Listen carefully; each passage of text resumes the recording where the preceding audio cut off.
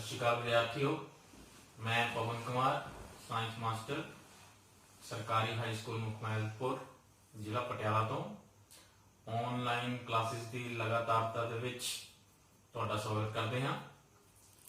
अज असीं 10वीं जमात का टॉपिक पढ़ाने जा रहे हैं तुहानूं, जिसका नाम है मनुखी साह प्रणाली। बेटा आपां ये टॉपिक अगे करिए इस तो पहला थोड़े जिहा आपां जो पहले पढ़िया है इस पाठ दे विच उहदे बारे विचार कर लीए। साह लैना की भाव है इस तो? जी हाँ, आपां छोटियां जमातां तो पढ़ते आ रहे हैं। ऑक्सीजन युक्त हवा नूं शरीर के अंदर ले जाना अते कार्बन डाइऑक्साइड युक्त हवा नूं शरीर तो बाहर कढ़ देना साह लैना है। इहदे नाल ही बेटा आपां साह क्रिया भी पढ़िया होया है। साह क्रिया दे विच असीं गैसां दे वटांदरे बारे दसदे हां, है ना। कि हुंदा है कि जदों भी असीं भोजन खांदे हां, आपां पाचन प्रणाली पढ़ चुके हां, जदों आपां भोजन खांदे हां तां ओह भोजन जिहड़ा हैगा साडे लहू दे नाल मिल जांदा है। लहू उस भोजन नूं साडे सारे शरीर तक पहुंचा दिंदा है। शरीर के एक एक सैल तक वो भोजन पहुंच जाता है। हुण साडे सैलां दे विच, शरीर के सैलां दे विच वो भोजन ग्लूकोज के रूप में मौजूद है। जदों हुण असीं साह लवांगे ते हवा दे नाल जिहड़ी ऑक्सीजन साडे शरीर दे विच आऊगी, वो सैलां दे विच मौजूद ग्लूकोज दे नाल क्रिया कर जूगी। उस क्रिया नूं असीं ऑक्सीकरण क्रिया आखदे हां। इस क्रिया के सिੱਟੇ वजों विद्यार्थियों ऊर्जा पैदा होती है, जिन्हों कि असीं अपनी शरीरिक गतिविधियां वास्ते वरत लेंदे हां। ते जिहड़ी एक फालतू गैस पैदा होती है कार्बन डाइऑक्साइड, उसनूं असीं अपने शरीर तो बाहर कर दिंदे हां। ठीक है जी। इस दे नाल असीं कुछ ये भी पढ़िया सीगा भी जिहड़े साह लैण वाले अंग है ना, वो दस सकते हो तुसीं सारे जंतुओं च एक वर्गे हुंदे हैं या अड अड भी हुंदे हैं? जी, साह लैण वाले अंग सारे जंतुओं दे विच एक वर्गे नहीं होंदे। जिवें आपां उदाहरण तौर पर ले लईए, जिहड़े पानी विच रहण वाले जीव हैं उन्हां दे विच साह लैण वाले अंग किहड़े हैं? हाँ जी, गलफड़े। Very good. इवें आपां नूं गंडोए बारे भी पता है ते वो अपनी चमड़ी तो साह लै सकदा है। पर जेकर जे आपां गल करिए मनुखां दी, ते मनुखां दे विच साह लैण वाले अंग किहड़े हैं विद्यार्थियों? जी, फेफड़े। मनुखां दे विच साह लैण वाले अंग फेफड़े हैं। ते अज आपां इसी टॉपिक बारे विस्तार पूर्वक पढ़ना है, मनुखी साह प्रणाली। क्योंकि हुण साडे मुख अंग जिहड़े साह लैण वाले वो फेफड़े हैं, इस करके असीं मनुखी साह प्रणाली नूं फेफड़ा साह प्रणाली भी आखदे हां। सो विद्यार्थियों अज दे इस टॉपिक दे विच आपां विस्तार पूर्वक पढ़ना है। इस दे बारे दो चीज़ां पढ़ांगे आपां, एक तां साह लैण वाले अंगां बारे जिहड़े कि फेफड़े हैं, दूसरा आपां ये पढ़ांगे कि वो जो रस्ता किहड़ा है, साह दा रस्ता किहड़ा है जिस राहीं जिहड़ी ऑक्सीजन साडे शरीर दे विच दाखिल हुंदी है ते फेफड़ियां तक पहुंचदी है। ते आओ शुरू करिए। बेटा आपां वेख रहे हैं चित्र दे विच अपना पहला अंग जिहड़ा है वो नक है। हुण नक नूं जे आपां ध्यान नाल वेखीए ते दो बाहरले छेक जिहड़े हैगे हैं सानूं नक दे नज़र आ रहे हैं, इन्हां नूं असीं नासां आखदे हां। ठीक है जी। नासां अंदर वाले पासे खुलदियां नक दे, उहनूं असीं नक खोड़ कहंदे हां। ਇਹ ਨੱਕ ਖੋੜ ਜਿਹੜੀ ਹੈ ਅੰਦਰਲੀ ਨਾਸਾਂ ਦੇ ਨਾਲ ਜੁੜੀ ਹੁੰਦੀ ਹੈ। ਜੇ ਬੇਟਾ ਤੁਸੀਂ ਕਦੀ ਆਪਣਾ ਮੂੰਹ ਖੋਲ ਕੇ ਵੇਖੋ, ਤੁਹਾਨੂੰ ਆ ਇੱਧਰ ਅੰਦਰਲੇ ਪਾਸੇ ਦੋ ਛੇਕ ਨਜ਼ਰ ਆਉਣਗੇ। ਇਹਨਾਂ ਨੂੰ ਅਸੀਂ ਅੰਦਰਲੀਆਂ ਨਾਸਾਂ ਕਹਿੰਦੇ ਹਾਂ। ਦੇਖੋ ਆਪਾਂ ਇਹ ਆਮ ਜ਼ਿੰਦਗੀ ਵਿੱਚ ਵੀ ਵੇਖਿਆ ਹੈ ਵੀ ਜਦੋਂ ਆਪਣਾ ਗਲਾ ਖਰਾਬ ਹੋ ਜਾਵੇ ਹੈ ਨਾ, ਜਾਂ ਜ਼ੁਕਾਮ ਖਾਂਸੀ ਵਗੈਰਾ ਤੁਹਾਨੂੰ ਹੁੰਦੀ ਹੈ, ਤੁਸੀਂ ਡਾਕਟਰ ਕੋਲ ਜਾਂਦੇ ਹੋ ਤੇ ਡਾਕਟਰ ਜਿਹੜਾ ਹੈਗਾ ਤੁਹਾਨੂੰ ਮੂੰਹ ਖੋਲਣ ਨੂੰ ਕਹਿੰਦੇ ਹੈ ਨਾ, ਤੇ ਨਾਲੇ ਟਾਰਚ ਮਾਰ ਕੇ ਵੇਖਦੇ ਨੇ ਤੁਹਾਡੇ ਮੂੰਹ ਦੇ ਵਿੱਚ। ਉਹ ਅਸਲ ਵਿੱਚ ਕੀ ਵੇਖ ਰਹੇ ਹੁੰਦੇ ਆ ਕਿ ਜਿਹੜੇ ਇਹ ਅੰਦਰ ਵਾਲੇ ਦੋ ਸੁਰਾਖ ਹੈ ਤੁਹਾਡੇ, ਇਹ ਕਿੰਨੇ ਕੁ ਖੁੱਲੇ ਹੈ ਜਾਂ ਕਿੰਨੇ ਕੁ ਬੰਦ ਹੈ। जे सुराख बंद है तो उसके हिसाब नाल डॉक्टर्स जिहड़े हैगे सानू दवाई दे दिंदे हैं कि जरूर कोई ना कोई इन्फेक्शन है जिन्हों कि ठीक करने वास्ते सानू दवाई दे देंगे। सो विद्यार्थियों, पहला अंग नक है जिहड़ा कि अंदरों अंदरले पासे नक खोड़ है, उस तो अंदर ये अंदरलियां नासां जुड़िया हुआ है। हुण जो विचार करिए तो सानू पता है कि साडे नक दे विच वाल हुंदे हैं ना, इस दे नाल ही एक चिपचिपा पदार्थ भी जिहड़ा हैगा ये नास खोड़ दे विच अंदर वाले पासे मौजूद हुंदा है। इन्हां दा काम की है विद्यार्थियों? इन्हां दा कोई काम भी है? साडे जिहड़े नक खोड़ है इन्हां दे विच वालां दा कोई काम है? जी हाँ विद्यार्थियों, इन्हां वालां दा बहुत महत्वपूर्ण काम है। जदों असीं साह लैंदे आ ते हवा दे नाल कई धूड़कण ते अशुद्धियां जिहड़ियां हैं वो साडे नक दे विच दाखल हो जांदियां हन ते ये नक दे वाल उन्हां अशुद्धियां नूं छानण दा काम करदे हैं। यही काम जिहड़ा हैगा उस चिपचिपे पदार्थ जिन्हों कि असीं म्यूकस कह दिंदे हैं उहदा भी है कि किसी भी किस्म के कोई धूड़कण है या कोई अशुद्धियां हैं उन्हां नूं ये साडे जिहड़े वाल है ते म्यूकस है साडे अंदरले जिहड़ा पासा है साह प्रणाली दा उहदे विच जाण तों रोकदे हैं। ठीक है विद्यार्थियों, ते पहला तुहानूं स्टैप समझ आ गया होना है। नैक्सट चलदे हां आपां नक तो बाद जिहड़ा अगला हिस्सा आ गया साडा वो है ग्रसनी। विद्यार्थियों आपां भोजन प्रणाली च भी पढ़िया होया है ते ग्रसनी उत्थे भी आंदी है ना, ते अज आपां साह प्रणाली दे विच भी ग्रसनी पढ़ रहे हैं। ਇਹਦਾ मतलब यह है कि ग्रसनी जिहड़ी है ये सांझा मार्ग है भोजन का अते हवा का। यह गल बेटा याद रखनी है कि ग्रसनी दोनों का ही सांझा मार्ग हुंदी है। ग्रसनी तो अगे वल वधीए आपां तां कंठ आ जाता है। ठीक है, कंठ बारे पढ़न तो पहला आगे एक सवाल का जे आपां विचार करिए क्योंकि हुण ग्रसनी भोजन भी ग्रसनी चों ही लंघ के जाता है, हवा भी ग्रसनी चों ही लंघ के जा रही है, ते अजिहा क्यों होंदा है कि भोजन पाचन प्रणाली च ही जाता है, साडे हवा वाले जिहड़े रस्ते अगे क्यों नहीं जाता? की हो सकता है जे उधर चला जाए साडी हवा नाली दे विच चले जाए? जी विद्यार्थियों, ये बहुत ही एक सीरीयस गल हो सकती है जे ठोस कण या भोजन के कण साडी साह नली विच चले जान तां किसी व्यक्ति की साह बंद होने कारण मृत्यु भी हो सकती है। फिर इहदा क्या सिस्टम होएगा, की सिस्टम है साडे साह प्रणाली दे विच जिस करके कि असीं ये जिहड़े ठोस कण है उन्हां नूं साडी हवा नाली विच जाण तों रोक पाते हैं। देखो विद्यार्थियों, इस कंठ दे उपर एक पत्ते दे आकार की रचना हुंदी है जिन्हों असीं कंडी ढक्कन या इंग्लिश विच आपां एपीग्लोटिस भी आखदे हां। हुण इहदा की काम है भी जदों भी असीं भोजन खाने आ तां इह कंडी ढक्कन जिहड़ा है साडी साह नली नूं अपने आप ही ढक लैंदा है ताकि किसी प्रकार का भी कोई ठोस कण या भोजन साडी साह नली विच दाखल ना हो पाए। ठीक है विद्यार्थियों, सो हुण आपां गल करते हैं ग्रसनी तो अगला हिस्सा जिहड़ा हैगा कंठ। कंठ जिहड़ा हैगा बेटा ये भी जिहड़ी रचना एक बक्से वर्गी रचना हुंदी है, बक्स आकार दा हुंदा है ये, ते खास गल इहदी है भी कार्टिलेज तो बनया होया है। कार्टिलेज आपां पढ़े हुए हैं आपां पहले ही कार्टिलेज बारे। ते कार्टिलेज जिहड़े हैगे हैं वो हड्डियां वर्गे ही हुंदे हैं पर हड्डियां वर्गे सख्त नहीं हुंदे, कार्टिलेज थोड़े लचकीले हुंदे हैं। उदाहरण तौर पर जे तुसीं अपने कान नूं इत्थों फड़ के देखो तुहानूं कुछ सख्त महसूस होता है ना, देखो फड़ के हो रहा है कुछ, हाँ, पर इनू असीं की कर सकते हैं, मोड़ भी सकते हैं, देखो है ना, जबकि हड्डियां जिहड़ियां हैगियां उन्हां नूं असीं नहीं मोड़ सकते। सो कार्टिलेज जिहड़े हैं वो लचकीले हुंदे, तो इन्हां कार्टिलेज तो ये जिहड़ा साडा कंठ है जिन्हों कि अंग्रेजी च कहंदे हैं लैरिंक्स बनया होया है। इहदी खास गल की है कंठ की, ते इहदे विच दो धागियां वर्गियां रचनावां हुंदियां हन जिन्हां नूं असीं सुर तंतु आखदे हां।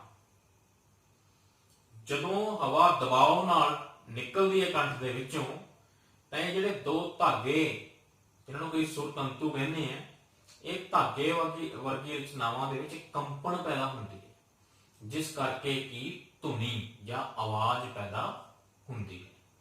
ਸੋ ਵਿਦਿਆਰਥੀਓ, ਮੇਰੀ ਆਵਾਜ਼ ਤੁਹਾਨੂੰ ਦੇਖੋ ਪਹੁੰਚ ਰਹੀ ਹੈ ਤੁਹਾਡੇ ਤੱਕ। ਤੁਸੀਂ ਆਪਸ ਵਿੱਚ ਵੀ ਗੱਲਾਂ ਕਰਦੇ ਹੋ, ਤੇ ਯਾਦ ਰੱਖਣਾ ਹੈ ਕਿ ਜਿਹੜੀ ਆਵਾਜ਼ ਪੈਦਾ ਹੁੰਦੀ ਹੈ ਉਹ ਕਿੱਥੋਂ ਪੈਦਾ ਹੁੰਦੀ ਹੈ? ਸਾਡੇ ਕੰਠ ਤੋਂ, ਜਿਹਨੂੰ ਕਿ ਅੰਗਰੇਜ਼ੀ 'ਚ ਅਸੀਂ ਲੈਰਿੰਕਸ ਵੀ ਆਖਦੇ ਹਾਂ। ਇਹਨੂੰ ਤੁਸੀਂ ਬੇਟਾ ਇੱਥੇ ਮਹਿਸੂਸ ਕਰਕੇ ਵੇਖ ਸਕਦੇ ਹੋ, ਆਪਣੇ ਗਲੇ ਤੇ ਇੱਧਰ ਹੱਥ ਲਗਾ ਕੇ ਵੇਖੋ, ਹਾਂ। ਇਹ ਜਿਹੜਾ ਹੈ ਸਾਡਾ ਕੰਠ ਹੈ। ਤਾਂ ਇੱਕ ਕੰਮ ਜਿਹੜਾ ਆਪਾਂ ਇਹ ਪੜ੍ਹ ਲਿਆ ਕਿ ਇਹ ਸਾਡੀ ਆਵਾਜ਼ ਪੈਦਾ ਕਰਨ ਵਿੱਚ ਸਹਾਇਤਾ ਕਰਦਾ ਹੈ। ਦੂਸਰਾ ਕੰਮ ਬੇਟਾ ਇਹਦਾ ਇਹ ਹੈ ਵੀ ਜਦੋਂ ਅਸੀਂ ਭੋਜਨ ਖਾ ਰਹੇ ਹੁੰਦੇ ਆ ਤਾਂ ਇਹ ਲਗਾਤਾਰ ਉੱਪਰ ਹੇਠਾਂ ਗਤੀ ਕਰਦਾ ਰਹਿੰਦਾ ਹੈ, ਤਾਂ ਜੋ ਹਵਾ ਨੂੰ ਵੀ ਤੇ ਭੋਜਨ ਨੂੰ ਵੀ ਅੱਗੇ ਵਧਣ ਵਾਸਤੇ ਆਪਣਾ ਰਸਤਾ ਮਿਲਦਾ ਹੈ। ਠੀਕ ਹੈ ਵਿਦਿਆਰਥੀਓ। ਉਸ ਤੋਂ ਬਾਅਦ ਕੰਠ ਤੋਂ ਬਾਅਦ ਜੇ ਆਪਾਂ ਗੱਲ ਕਰੀਏ, ਅਗਲਾ ਹਿੱਸਾ ਜਿਹੜਾ ਆ ਗਿਆ ਸਾਡੀ ਸਾਹ ਪ੍ਰਣਾਲੀ ਦਾ, ਟ੍ਰੇਕੀਆ, ਜਿਹਨੂੰ ਕਿ ਅਸੀਂ ਸਾਹ ਨਲੀ ਵੀ ਆਖਦੇ ਹਾਂ। ਹੁਣ ਇਹ ਜਿਹੜੀ ਟ੍ਰੇਕੀਆ ਹੈ ਜਾਂ ਸਾਹ ਨਲੀ ਹੈ, ਇਹ ਲਗਭਗ 11 ਸੈਂਟੀਮੀਟਰ ਇੱਕ ਲੰਬੀ ਟਿਊਬ ਵਰਗੀ ਰਚਨਾ ਹੈ। ਇਹ ਸਾਰੀ ਲੰਬੀ ਟਿਊਬ ਦੇ ਵਿੱਚ ਇੱਕ ਖਾਸ ਕਿਸਮ ਦੇ ਛੱਲੇ ਲੱਗੇ ਹੁੰਦੇ ਨੇ, ਜਿਨ੍ਹਾਂ ਦਾ ਖਾਸ ਆਕਾਰ ਹੁੰਦਾ ਹੈ। ਯਾਦ ਰੱਖਣਾ ਵਿਦਿਆਰਥੀਓ, ਸੀ ਆਕਾਰ ਦੇ ਛੱਲੇ ਇਸ ਪੂਰੀ ਲੰਬੀ ਟਿਊਬ ਦੇ ਵਿੱਚ ਲੱਗੇ ਹੁੰਦੇ ਆ। ਇਹਨਾਂ ਦਾ ਹੁਣ ਕੰਮ ਕੀ ਹੈ ਨਾ ਸੀ ਆਕਾਰ ਦੇ ਛੱਲਿਆਂ ਦਾ? ਇਹ ਸੀ ਆਕਾਰ ਦੇ ਛੱਲੇ ਸਾਡੀ ਜਿਹੜੀ ਸਾਹ ਨਲੀ ਹੈ ਜਾਂ ਟ੍ਰੇਕੀਆ ਹੈ, ਇਹਨੂੰ ਕਦੇ ਵੀ ਪਿਚਕਣ ਨਹੀਂ ਦਿੰਦੇ, ਇਹਨੂੰ ਹਮੇਸ਼ਾ ਫੈਲਾ ਕੇ ਰੱਖਦੇ। ਜੇ ਬੇਟਾ ਪਿਚਕ ਜਾਵੇ ਇਹ ਤਾਂ ਕੀ ਹੋ ਸਕਦਾ ਹੈ? ਹਾਂਜੀ ਬਿਲਕੁਲ ਸਹੀ, ਸਾਹ ਨਹੀਂ ਆਏਗਾ ਸਾਨੂੰ। ਜੇ ਸਾਹ ਨਹੀਂ ਆਏਗਾ ਤਾਂ ਫਿਰ ਉਸ ਦੀ ਵਜ੍ਹਾ ਤੋਂ ਮ੍ਰਿਤੂ ਵੀ ਹੋ ਸਕਦੀ ਹੈ। ਸੋ ਇਹ ਸੀ ਆਕਾਰ ਦੇ ਛੱਲਿਆਂ ਦਾ ਬਹੁਤ ਮਹੱਤਵਪੂਰਨ ਕੰਮ ਹੈ, ਇਹਨੂੰ ਯਾਦ ਰੱਖਣਾ। ਅਗਲੇ ਹਿੱਸੇ ਵੱਲ ਵਧਦੇ ਹਾਂ ਆਪਾਂ। ਇਹ ਲੰਬੀ ਟਿਊਬ ਜਿਹੜੀ ਹੈਗੀ ਹੈ, ਜਿੱਥੇ ਜਾ ਕੇ ਖਤਮ ਹੋ ਰਹੀ ਹੈ ਟਿਊਬ, ਉਸ ਹਿੱਸੇ ਨੂੰ ਅਸੀਂ ਬ੍ਰੌਂਕਸ ਕਹਿੰਦੇ। ਠੀਕ ਹੈ ਵਿਦਿਆਰਥੀਓ। ਹੁਣ ਇਹ ਬ੍ਰੌਂਕਸ ਜਿਹੜਾ ਹੈਗਾ ਅੱਗੇ ਦੋ ਸ਼ਾਖਾਵਾਂ ਦੇ ਵਿੱਚ ਟੁੱਟਦਾ ਹੈ, ਹਨਾ।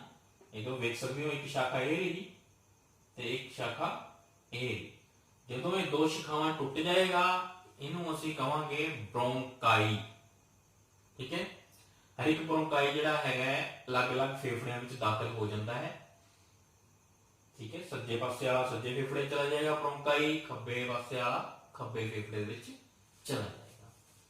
ਹੁਣ ਜਿਵੇਂ ਹੀ ਦਾਖਲ ਹੋਣਗੇ ਫੇਫੜਿਆਂ ਦੇ ਵਿੱਚ, ਤੁਸੀਂ ਦੇਖ ਸਕਦੇ ਹੋ ਕਿ ਅੱਗੇ ਫੇਰ ਇਹਨਾਂ ਦਾ ਵਿਭਾਜਨ ਹੁੰਦਾ ਹੈ, ਇਹ ਹੋਰ ਸ਼ਾਖਾਵਾਂ ਵਿੱਚ ਵੰਡ ਜਾਂਦੇ। ਆ ਵੇਖੋ ਕਿੰਨੀਆਂ ਸ਼ਾਖਾਵਾਂ, ਇਹ ਇਕੱਲੇ ਇੱਕ ਫੇਫੜੇ 'ਚ ਨਹੀਂ, ਆਪਾਂ ਦੂਸਰੇ ਫੇਫੜੇ ਵਿੱਚ ਵੀ ਵੇਖ ਸਕਦੇ ਹਾਂ। ਇਹ ਸ਼ਾਖਾਵਾਂ ਦੇ ਵਿੱਚ ਜਿਹੜਾ ਹੈ ਅੱਗੇ ਅੱਗੇ ਵੰਡੀ ਜਾ ਰਹੀ। ਹੁਣ ਜਿਵੇਂ ਜਿਵੇਂ ਇਹਨਾਂ ਦੀ ਵੰਡ ਹੁੰਦੀ ਜਾਏਗੀ ਅੱਗੇ ਅੱਗੇ, ਇਹਨਾਂ ਦਾ ਆਕਾਰ ਜਿਹੜਾ ਉਹ ਛੋਟਾ ਹੁੰਦਾ ਜਾਂਦਾ ਹੈ। ਸੋ ਪਹਿਲੇ ਬ੍ਰੌਂਕਾਈ ਸੀ, ਜਦੋਂ ਇਹਨਾਂ ਦੀ ਹੋਰ ਸ਼ਾਖਾਵਾਂ ਵੰਡੀਆਂ ਗਈਆਂ ਸ਼ਾਖਾਵਾਂ ਵਿੱਚ ਇਹ, ਤਾਂ ਉਹਨਾਂ ਦਾ ਨਾਮ ਕੀ ਹੋ ਜਾਏਗਾ? ਬ੍ਰੌਂਕੀਓਲਸ। ਠੀਕ ਹੈ ਵਿਦਿਆਰਥੀਓ। ਹੁਣ ਆਪਾਂ ਗੱਲ ਕੀਤੀ ਹੈ ਵੀ ਜਿਵੇਂ ਜਿਵੇਂ ਅੱਗੇ ਇਹਨਾਂ ਦੀ ਵੰਡ ਹੁੰਦੀ ਜਾਊਗੀ, ਇਹਨਾਂ ਦਾ ਆਕਾਰ ਛੋਟਾ ਹੁੰਦਾ ਜਾਂਦਾ ਹੈ, ਤਾਂ ਇਹ ਛੋਟੀਆਂ ਛੋਟੀਆਂ ਹਵਾ ਥੈਲੀਆਂ ਦੇ ਵਿੱਚ ਜਾ ਕੇ ਖਤਮ ਹੋਊਗਾ ਇਹ ਵੰਡ, ਜਿਨ੍ਹਾਂ ਨੂੰ ਅਸੀਂ ਐਲਵੀਓਲਾਈ ਆਖਦੇ। ਠੀਕ ਹੈ। ਹਵਾ ਥੈਲੀਆਂ ਵੀ ਕਹਿ ਸਕਦੇ ਹਾਂ ਜਾਂ ਫਿਰ ਐਲਵੀਓਲਾਈ। ਇਹ ਐਲਵੀਓਲਾਈ ਦਾ ਮੁੱਖ ਰੋਲ ਹੁੰਦਾ ਹੈ, ਇਹ ਗੈਸਾਂ ਦੇ ਵਟਾਂਦਰੇ ਵਾਸਤੇ ਸਤਹ ਪ੍ਰਦਾਨ ਕਰਦੀਆਂ ਹਨ। ਇਹਨਾਂ ਬਾਰੇ ਆਪਾਂ ਹੁਣ ਡਿਟੇਲ 'ਚ ਪੜਾਂਗੇ ਥੋੜੀ ਦੇਰ ਤੱਕ। ਇਸ ਤੋਂ ਪਹਿਲਾਂ ਆਪਾਂ ਅਗਲੇ ਅੰਗ ਬਾਰੇ ਗੱਲ ਕਰ ਲੈਂਦੇ ਹਾਂ। ਦੇਖੋ ਜੀ, ਉਸ ਤੋਂ ਬਾਅਦ ਐਲਵੀਓਲਾਈ ਤੋਂ ਬਾਅਦ ਹੁਣ ਨੈਕਸਟ ਜਿਹੜਾ ਅੰਗ ਆ ਗਿਆ ਸਾਡੇ, ਉਹ ਆ ਗਏ ਫੇਫੜੇ। ਸੋ ਵਿਦਿਆਰਥੀਓ, ਸਾਨੂੰ ਪਤਾ ਹੈ ਵੀ ਸਾਡੇ ਸਰੀਰ ਦੇ ਵਿੱਚ ਦੋ ਫੇਫੜੇ ਹੁੰਦੇ ਹਨ। ਇਹ ਦੋਨੋਂ ਫੇਫੜੇ ਛਾਤੀ ਖੋੜ ਵਿੱਚ ਮੌਜੂਦ ਹੁੰਦੇ ਹਨ। ਯਾਦ ਰੱਖਣਾ ਹੈ ਵਿਦਿਆਰਥੀਓ ਵੀ ਦੋਨੋਂ ਫੇਫੜੇ ਜਿਹੜੇ ਆ ਉਹ ਸਮਾਨ ਆਕਾਰ ਦੇ ਨਹੀਂ ਹੁੰਦੇ। ਇੱਕ ਫੇਫੜਾ ਦੂਸਰੇ ਫੇਫੜੇ ਨਾਲੋਂ ਵੱਡਾ ਹੁੰਦਾ ਹੈ। ਸੋ ਸੱਜਾ ਫੇਫੜਾ ਖੱਬੇ ਫੇਫੜੇ ਨਾਲੋਂ ਵੱਡਾ ਹੁੰਦਾ ਹੈ। ਆਪਾਂ ਵੇਖ ਸਕਦੇ ਹਾਂ ਕਿ ਇੱਥੇ ਸੱਜੇ ਫੇਫੜੇ ਦੇ ਵਿੱਚ 3 ਖਾਨੇ ਸਾਨੂੰ ਨਜ਼ਰ ਆ ਰਹੇ हैं, मतलब सज्जा फेफड़ा 3 खानिਆਂ ਵਿੱਚ ਵੰਡਿਆ ਜਾਂਦਾ ਹੈ ਤੇ ਖੱਬਾ ਫੇਫੜਾ 2 ਖਾਨਿਆਂ ਵਿੱਚ ਵੰਡਿਆ ਜਾਂਦਾ ਹੈ। ਠੀਕ ਹੈ, ਤੇ ਵੱਡਾ ਕਿਹੜਾ ਹੋ ਗਿਆ? ਸੱਜੇ ਵਾਲਾ ਫੇਫੜਾ। ਠੀਕ ਹੈ, ਉਸ ਤੋਂ ਬਾਅਦ ਇਹਨਾਂ ਦੀ ਸੁਰੱਖਿਆ ਦੀ ਜੇ ਗੱਲ ਕਰ ਲਈਏ, ਫੇਫੜਿਆਂ ਦੇ ਸਾਡੀ ਛਾਤੀ ਖੋੜ ਦੇ ਵਿੱਚ ਮੌਜੂਦ ਹੈ, ਉਹਦੇ ਅੰਦਰ ਸੁਰੱਖਿਅਤ ਤੌਰ ਤੇ ਮੌਜੂਦ ਰਹਿੰਦੇ ਆ। ਉਸ ਤੋਂ ਬਾਅਦ ਵੀ ਇਹਨਾਂ ਦੀ ਸੁਰੱਖਿਆ ਵਾਸਤੇ ਇੱਕ ਡਬਲ ਲੇਅਰਡ ਮੈਂਬਰੇਨ ਹੁੰਦੀ ਹੈ, ਦੋਹਰੀ ਝਿੱਲੀ। ਦੇਖ ਸਕਦੇ ਹੋ ਤੁਸੀਂ ਇੱਧਰ ਵੇਖੋ, ਆ ਵਿਦਿਆਰਥੀ ਵੇਖੋ, ਆ ਜਿਹੜੀ ਹੈਗੀ ਹੈ ਡਬਲ ਲੇਅਰ ਮੈਂਬਰੇਨ ਹੈ, ਜਿਹਨੂੰ ਕਿ ਅਸੀਂ ਦੋਹਰੀ ਝਿੱਲੀ ਵੀ ਆਖਦੇ ਹਾਂ। ਇਹ ਫੇਫੜਿਆਂ ਦੀ ਸੁਰੱਖਿਆ ਲਈ ਬਣੀ ਹੁੰਦੀ ਹੈ, ਇਹਨੂੰ ਘੇਰ ਕੇ ਰੱਖਦੀ ਹੈ ਸਾਡੇ ਫੇਫੜਿਆਂ ਨੂੰ। ਇਸ ਫੇਫੜਾ ਝਿੱਲੀ ਦੇ ਵਿੱਚ ਇੱਕ ਦਰਵ ਹੁੰਦਾ ਹੈ ਜਿਸ ਨੂੰ ਅਸੀਂ ਕਹਿੰਦੇ ਆ ਫੇਫੜਾ ਝਿੱਲੀ ਦਰਵ ਜਾਂ ਪਲੂਰਲ ਫਲੂਇਡ। ਠੀਕ ਹੈ, तो सुरक्षा वास्ते एक डबल लेयर्ड मैम्ब्रेन बनी हुई है जिन्हों कि ਅਸੀਂ ਫੇਫੜਾ ਝਿੱਲੀ ਕਹਿੰਦੇ ਆ, ਇੰਗਲਿਸ਼ ਦੇ ਵਿੱਚ ਇਹਨੂੰ ਅਸੀਂ ਪਲੂਰਲ ਮੈਂਬਰੇਨ ਕਹਿੰਦੇ ਆ। ਤੇ ਜਿਹੜਾ ਦਰਵ ਮੌਜੂਦ ਹੈ ਇਸ ਦੋਹਰੀ ਝਿੱਲੀ ਦੇ ਵਿੱਚ, ਡਬਲ ਲੇਅਰਡ ਮੈਂਬਰੇਨ ਦੇ ਵਿੱਚ, ਉਹਨੂੰ ਅਸੀਂ ਫੇਫੜਾ ਝਿੱਲੀ ਦਰਵ ਕਹਿੰਦੇ ਆ ਤੇ ਇੰਗਲਿਸ਼ ਦੇ ਵਿੱਚ ਪਲੂਰਲ ਫਲੂਇਡ ਕਹਿੰਦੇ ਆ। ਠੀਕ ਹੈ ਵਿਦਿਆਰਥੀਓ, ਹੁਣ ਇਸ ਪਲੂਰਲ ਫਲੂਇਡ ਦਾ ਕੰਮ ਕੀ ਹੈ ਜਾਂ ਫੇਫੜਾ ਝਿੱਲੀ ਦਰਵ ਦਾ ਕੀ ਕੰਮ ਹੈ? ਇਹ ਸਾਡੀ ਛਾਤੀ ਖੋੜ ਦੇ ਵਿੱਚ ਫੇਫੜਿਆਂ ਦੀ ਸਹਿਜ ਗਤੀ ਦੇ ਵਿੱਚ ਮਦਦ ਕਰਦੇ ਹਨ। ਤੇ ਦੂਸਰਾ ਕੰਮ ਜਿਹੜਾ ਇਹਨਾਂ ਦਾ ਬੜਾ ਜ਼ਰੂਰੀ ਕੰਮ ਹੈ ਕਿ ਇਹ ਸਾਡੇ ਫੇਫੜਿਆਂ ਨੂੰ ਕਿਸੇ ਵੀ ਪ੍ਰਕਾਰ ਦੀ ਯੰਤਰਿਕ ਸੱਟ ਤੋਂ ਬਚਾਉਂਦੇ ਹਨ। ਠੀਕ ਹੈ ਵਿਦਿਆਰਥੀਓ, ਅਗਲਾ ਅਸੀਂ ਗੱਲ ਕਰਦੇ ਹਾਂ, ਇਹ ਹੇਠਾਂ ਆਪਾਂ ਵੇਖ ਰਹੇ ਹਾਂ ਕਿ ਪੇਟ ਪਰਦਾ ਜਾਂ ਜਿਹਨੂੰ ਅਸੀਂ ਡਾਇਆਫ੍ਰਾਮ ਵੀ ਕਹਿੰਦੇ ਹਾਂ। ਸਾਡਾ ਜਿਹੜਾ ਛਾਤੀ ਖੋੜ ਹੈ ਉਹ ਇਹ ਮਾਸਪੇਸ਼ੀਆਂ ਤੋਂ ਬਣਿਆ ਹੋਇਆ ਪੇਟ ਪਰਦਾ ਜਾਂ ਡਾਇਆਫ੍ਰਾਮ ਹੈ, ਉਸ ਉੱਤੇ ਸਥਿਤ ਹੁੰਦਾ ਹੈ। ਇਸ ਕਰਕੇ ਇਹ ਪੇਟ ਪਰਦਾ ਜਾਂ ਡਾਇਆਫ੍ਰਾਮ ਸਾਡੀ ਛਾਤੀ ਖੋੜ ਦਾ ਤਲ ਵੀ ਬਣਾਉਂਦਾ ਹੈ। ਠੀਕ ਹੈ ਵਿਦਿਆਰਥੀਓ, ਸੋ ਇਹ ਸਾਡੀ ਸਾਹ ਪ੍ਰਣਾਲੀ ਦੇ ਜਿਹੜੇ ਰਸਤੇ ਦੇ ਵਿੱਚ ਵੱਖ-ਵੱਖ ਅੰਗ ਆਉਂਦੇ ਆ, ਉਹਨਾਂ ਬਾਰੇ ਜਿਹੜਾ ਹੈਗਾ ਆਪਾਂ ਹੁਣ ਤੱਕ ਪੜ੍ਹੇ। ਠੀਕ ਹੈ, ਆਪਾਂ ਵੇਖ ਲੈਂਦੇ ਆ ਦੁਬਾਰੇ ਕਿਹੜੇ ਕਿਹੜੇ ਅੰਗ ਜਿਹੜੇ ਹੈਗੇ ਆ ਆਪਾਂ ਪੜ੍ਹੇ ਆ। ਸਭ ਤੋਂ ਪਹਿਲਾਂ ਆਪਾਂ ਗੱਲ ਕੀਤੀ ਸੀ ਨੱਕ ਦੀ, ਫਿਰ ਗ੍ਰਸਨੀ ਜੋ ਕਿ ਸਾਂਝਾ ਰਸਤਾ ਹੈ ਹਵਾ ਵਾਸਤੇ ਵੀ ਤੇ ਭੋਜਨ ਵਾਸਤੇ ਵੀ। ਫਿਰ ਆਪਾਂ ਗੱਲ ਕੀਤੀ ਕੰਠ, ਟ੍ਰੇਕੀਆ, ਬ੍ਰੋਂਕਾਈ, ਬ੍ਰੋਂਕੀਓਲਸ ਤੇ ਐਲਵੀਲਾਈ। ਹੁਣ ਦੇਖੋ ਬੇਟਾ, ਆਕਸੀਜਨ ਜਿਹੜੀ ਹੈਗੀ ਹੈ ਉਹ ਵੀ ਆਪਣੇ ਇਸੇ ਰਸਤੇ ਦੇ ਵਿੱਚ ਜਿਹੜੀ ਹੈ ਇਸੇ ਰਸਤੇ ਤੋਂ ਚੱਲ ਕੇ ਸਾਡੇ ਫੇਫੜਿਆਂ ਤੱਕ ਪਹੁੰਚੇਗੀ। ਸਭ ਤੋਂ ਪਹਿਲਾਂ ਨੱਕ ਚ ਆਏਗੀ, ਫਿਰ ਗ੍ਰਸਨੀ ਚ, ਉਸ ਤੋਂ ਬਾਅਦ ਕੰਠ ਚ, ਫਿਰ ਟ੍ਰੇਕੀਆ, ਫਿਰ ਬ੍ਰੋਂਕਾਈ, ਫਿਰ ਬ੍ਰੋਂਕੀਓਲਸ ਚ ਤੇ ਉਸ ਤੋਂ ਬਾਅਦ ਐਲਵੀਲਾਈ ਚ। ਹੁਣ ਆਪਾਂ ਗੱਲ ਕੀਤੀ ਸੀ ਹੁਣੇ ਵੀ ਐਲਵੀਲਾਈ ਜਿਹੜੇ ਆ ਬਹੁਤ ਮੁੱਖ ਰੋਲ ਜਿਹੜਾ ਅਦਾ ਕਰਦੇ ਆ। ਇਹ ਗੈਸਾਂ ਦੇ ਵਟਾਂਦਰੇ ਦੇ ਲਈ ਸਤ੍ਹਾ ਪ੍ਰਦਾਨ ਕਰਦੇ ਹਨ। ਐਲਵੀਲਾਈ ਬੜਾ ਧਿਆਨ ਨਾਲ ਸਮਝਣਾ, ਇਸ ਤੇ ਪ੍ਰਸ਼ਨ ਵੀ ਪੁੱਛਿਆ ਜਾਂਦਾ ਹੈ। ਸੋ ਐਲਵੀਲਾਈ ਦਾ ਮੁੱਖ ਕੰਮ ਕੀ ਹੈ? ਗੈਸਾਂ ਦਾ ਵਟਾਂਦਰਾ ਕਰਨਾ। ਇਹਨਾਂ ਗੈਸਾਂ ਦੇ ਵਟਾਂਦਰੇ ਵਾਸਤੇ ਇਹ ਇੱਕ ਵੱਡੀ ਸਤ੍ਹਾ ਪ੍ਰਦਾਨ ਕਰਦੇ ਹਨ। ਦੇਖੋ ਸਮਝੋ ਇਧਰੋਂ, ਇਹ ਐਲਵੀਲਾਈ ਹੈ। ਐਲਵੀਲਾਈ ਜਿਹੜੇ ਹੈ ਸਾਡੀ ਰਕਤ ਕੋਸ਼ਿਕਾਵਾਂ ਦੇ ਸਿੱਧੇ ਸੰਪਰਕ ਵਿੱਚ ਹੁੰਦੇ ਹਨ। ਜਦੋਂ ਆਕਸੀਜਨ ਐਲਵੀਲਾਈ ਚ ਆਏਗੀ ਉਹ ਉਸ ਤੋਂ ਬਾਅਦ ਚਲੀ ਜਾਏਗੀ ਰਕਤ ਕੋਸ਼ਿਕਾਵਾਂ ਦੇ ਵਿੱਚ। ਹੁਣ ਸਾਡਾ ਰਕਤ ਜਾਂ ਲਹੂ ਉਹ ਕੀ ਕਰੇਗਾ ਕਿ ਉਹ ਆਕਸੀਜਨ ਨੂੰ ਸਾਰੇ ਟਿਸ਼ੂਆਂ ਤੱਕ ਜਿਹੜਾ ਹੈਗਾ ਲੈ ਜਾਂਦਾ ਹੈ।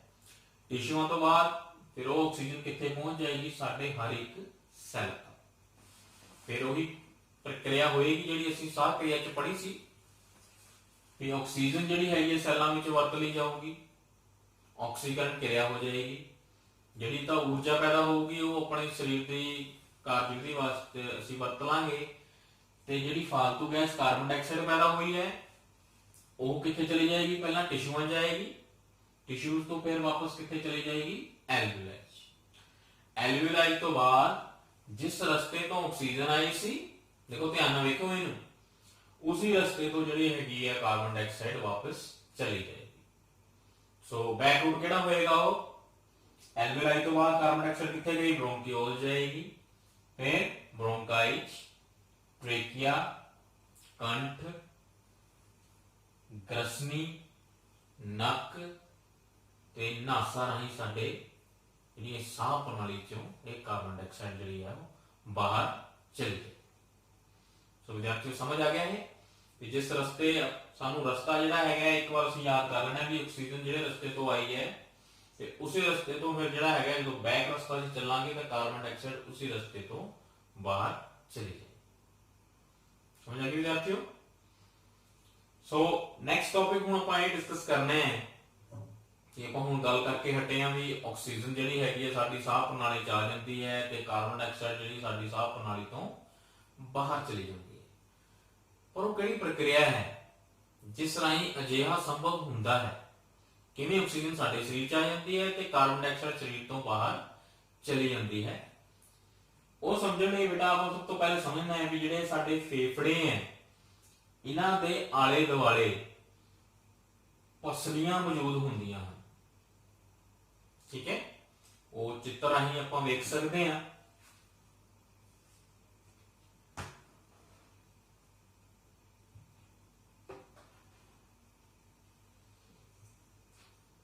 ਇਹ ਜਿਹੜੀਆਂ ਪਸਲੀਆਂ ਇਹ ਸਾਡੇ ਫੇਫੜੇ ਦੇ ਆਲੇ ਦੁਆਲੇ ਮੌਜੂਦ ਹੁੰਦੀਆਂ ਹਨ। ਇਹਨਾਂ ਪਸਲੀਆਂ ਦੇ ਨਾਲ ਮਾਸਪੇਸ਼ੀਆਂ ਜੁੜੀਆਂ ਹੁੰਦੀਆਂ। ਠੀਕ ਹੈ ਵਿਦਿਆਰਥੀਓ, पेट परदे बारे आपां पढ़ के हटे आ ते जिहड़ी साडी छाती कोड़ है ਉਹਦਾ तल बनाउंदा है। ठीक है, ते आपां इत्थे दो केस डिस्कस करांगे। पहला करांगे भी साह अंदर ले जाना ते दूसरा करांगे साह बाहर कढ़ना। हुण साह अंदर ले जाण वेले देखो की हुंदा है, जिहड़ा पेट परदा है ਉਹ ਹੇਠਾਂ ਵੱਲ ਚਲਾ ਜਾਂਦਾ।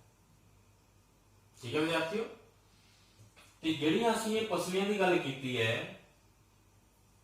ਇਹਨਾਂ ਨਾਲ ਜੁੜੀਆਂ ਜਿਹੜੀਆਂ ਮਾਸਪੇਸ਼ੀਆਂ ਹੈ ਇਹ ਉੱਪਰ ਤੇ ਬਾਹਰ ਵੱਲ ਚਲੀ ਜਾਂਦੀਆਂ ਹਨ। ਧਿਆਨ ਨਾਲ ਵੇਖਿਓ ਬੇਟਾ, ਹੁਣੇ ਸਾਡਾ ਵਾਂਗੂ ਛਾਤੀ ਖੋੜ ਹੈ, डायाफ्राम या पेट पर्दा किथे चला गया, हेठां वल। ये जिहड़ी पसलियां सीगियां ये किधर चले गईयां, ऊपर ते बाहर वल। जिस दी वजह तो की हुंदा है भी जिहड़ा छाती कोड़ दा आयतन पहले इन्ना सी हुण ओह वध के इन्ना हो जाता है। हुण जे छाती कोड़ दा आयतन वध गया इहदा मतलब साडे छाती कोड़ दे विच हवा दबाव जिहड़ा ओह घट जांदा है, जबकि बाहर वायुमंडल दे विच हवा दबाव जिहड़ा ओह ज्यादा है। ते सानू पता है कि गैसां हमेशा उच्च दाब वाले खेतर तो घट दाब वाले खेतर दे वल चलदियां हन, जिस करके कि बाहरों जिहड़ी हैगी है हवा साडे फेफड़ियां दे विच जिहड़ी है दाखल होनी शुरू हो जाए। समझ आ गया विद्यार्थियों। हुण साह बाहर जदों कढना है, दूजी स्थिति जे आपां डिस्कस करिए, साह बाहर कड्ढण वेले की होएगा, गैस कर सकते हो? हाँ जी, देखो पहला पेट पर्दा हेठां चला गया सी साह लैण वेले, हुण पेट पर्दा कित्थे आ जाएगा, वापस अपनी थां ते आएगा। ਜਿਹੜੀਆਂ ਮਾਸਪੇਸ਼ੀਆਂ ਪਸਲੀਆਂ ਦੇ ਨਾਲ ਜੁੜੀਆਂ ਹੋਈਆਂ ਸੀਗੀਆਂ ਉਹ ਉੱਪਰ ਤੇ ਬਾਹਰ ਵਾਲੇ ਪਾਸੇ ਗਈਆਂ ਸੀ, ਹੁਣ ਨੀਚੇ ਠੀਕ ਹੈ ਤੇ ਅੰਦਰ ਵਾਲੇ ਪਾਸੇ ਆ ਜਾਣਗੇ, ਜਿਸ ਕਰਕੇ ਕੀ ਹੋਏਗਾ ਜਿਹੜਾ ਆਇਤਨ ਪਹਿਲਾਂ ਵੱਧ ਗਿਆ ਸੀਗਾ ਹੁਣ ਉਹ ਆਇਤਨ ਜਿਹੜਾ ਦੁਬਾਰੇ ਘਟ ਜਾਊਗਾ। ਘਟਣ ਦੀ ਵਜ੍ਹਾ ਤੋਂ ਕੀ ਹੋਏਗਾ ਬੇਟਾ, ਜਿਹੜੀ ਫਾਲਤੂ ਗੈਸ ਪੈਦਾ ਹੋਈ ਹੈ ਸਾਹ ਕਿਰੇ ਆਪਾਂ ਪੜਿਆ ਹੈ ਨਾ कि जिहड़ी फालतू गैस कार्बन डाइऑक्साइड जिहड़ी है पैदा हुई है उसकी मात्रा जिहड़ी है बहुत ज्यादा वध गई साडे है ना, साडे छाती कोड़ दे विच उसदी मात्रा वध जाएगी हुण ते बाहर जिहड़ी हैगी है उसदी मात्रा घट है। सो हुण गैस करो कि किधरों गैस जिहड़ी है किधरों जाएगी, कार्बन डाइऑक्साइड किधरों किधर जाएगी। हाँ जी गैस करो बेटा, हाँ जी बिल्कुल सही, अंदरों बाहर वाले पासे जाए।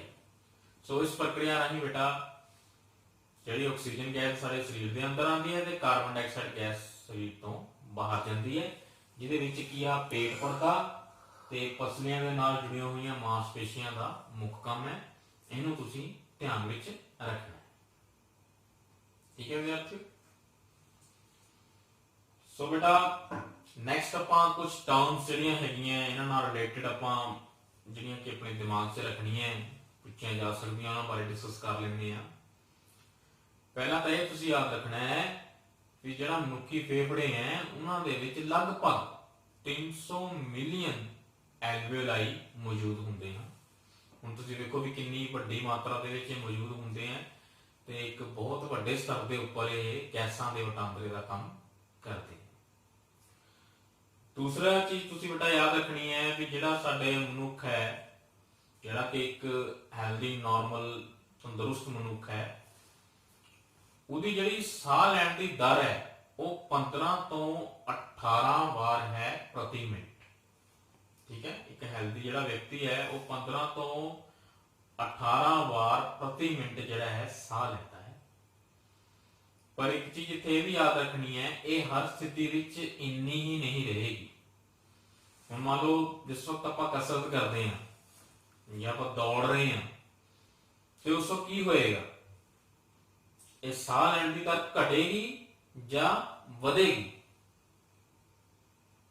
ਹਾਂਜੀ ਬੇਟਾ, ਇਹ ਜਿਹੜੀ ਸਾਹ ਲੈਣ ਦੀ ਦਰ ਹੈ ਜਦੋਂ ਕਸਰਤ ਕਰਦੇ ਆ ਜਾਂ ਦੌੜਦੇ ਆ ਇਹ ਵੱਧਦੀ ਹੈ, ਜੋ ਕਿ 15 ਤੋਂ 18 ਤੋਂ ਲੈ ਕੇ 20 ਤੋਂ 25 ਵਾਰ ਵੀ ਜਿਹੜੀ ਹੈਗੀ ਹੈ ਪ੍ਰਤੀ ਮਿੰਟ ਹੋ ਜਾਂਦੀ ਹੈ। ਸੋ ਇਹ ਚੀਜ਼ ਜਿਹੜੀ ਹੈਗੀ ਆਪਾਂ ਯਾਦ ਰੱਖਣੀ। ਠੀਕ ਹੈ ਵਿਦਿਆਰਥੀਓ। ਸੋ ਇਹ ਜਿਹੜਾ ਹੈਗਾ ਅੱਜ ਦਾ ਟੌਪਿਕ ਸੀਗੇ ਜਿਹੜੇ ਆਪਾਂ ਪੜ੍ਹੇ ਆ। ਠੀਕ ਹੈ, ਹੁਣ ਆਪਾਂ ਜਿਹੜਾ ਇਹਨਾਂ ਨੂੰ ਇੱਕ ਵਾਰ ਰਿਵਾਈਜ਼ ਕਰ ਲੈਂਦੇ ਆ, ਹਨਾ, ਤਾਂ ਕਿ ਇੱਕ ਰੀਕੈਪਚੁਲੇਸ਼ਨ ਜਿਹੜੀ ਹੈਗੀ ਹੈ ਉਹ ਜਲਦੀ ਹੋ ਜਾਵੇ। ਦੇਖੋ ਆਪਾਂ ਗੱਲ ਕੀਤੀ ਸਭ ਤੋਂ ਪਹਿਲਾਂ ਕਿ ਨੱਕ ਦੇ ਵਿੱਚ ਜਿਹੜੇ ਹੈ ਵਾਲ ਹੁੰਦੇ ਆ ਉਹਨਾਂ ਦਾ ਕੀ ਕੰਮ।